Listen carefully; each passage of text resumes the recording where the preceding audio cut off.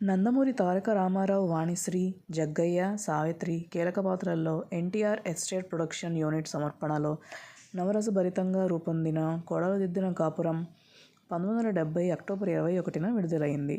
అన్ని వర్గాల ప్రేక్షకుల ఆదరణతో అద్వితీయ విజయం సాధించింది. 13 కేంద్రాల్లో 100 రోజులాడింది. విజయవాడ శ్రీ దుర్గా కళామందిరంలో అత్యధికంగా 177 రోజులాడింది. రజతోత్సవ వైభవం చవిచూసింది.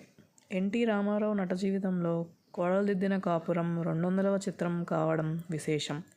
నాగభూషణం, రేలంగి, పద్మనాభం, త్యాగరాజు, రావి కొండలరావు, చలపతిరావు, సంధ్యారాణి, సత్యనారాయణ, సారథి, గణేష్, శాంతకుమారి, రమణారెడ్డి, పెమ్మసాని రామకృష్ణ, విజయలలిత ఇతర నటీనటులు. డివి నరసరాజు పసందైన సంభాషణలు, టీవీ రాజు సుమధుర స్వరాలు విశేషాకర్షణ. డి యోగానంద్ దర్శకత్వం వహించిన ఈ సినిమాకు నందమూరి త్రివిక్రమరావు నిర్మాత. రెండవసారి విడుదలైనప్పుడు కూడా కోడలు దిద్దిన కాపురం మంచి వసూళ్లు సాధించింది. విజయవాడ శ్రీ దుర్గా కళామందిరంలో 37 రోజులాడింది. 1970వ సంవత్సరపు ఉత్తమ ద్వితీయ చిత్రంగా ఆంధ్రప్రదేశ్ ప్రభుత్వ రజత నందిని గెలుచుకోవడం మరో విశేషం. నటునిగా తనను అమితంగా ఆదర్శించిన అఖిలాంధ్ర ప్రేక్షకులకు సినిమా ఆరంభంలో ఎన్టీఆర్ ఇచ్చే కృతజ్ఞతాపూర్వక సందేశం ప్రత్యేక ఆకర్షణ. ఈ చిత్రం విడుదలై 55 సంవత్సరాలైంది.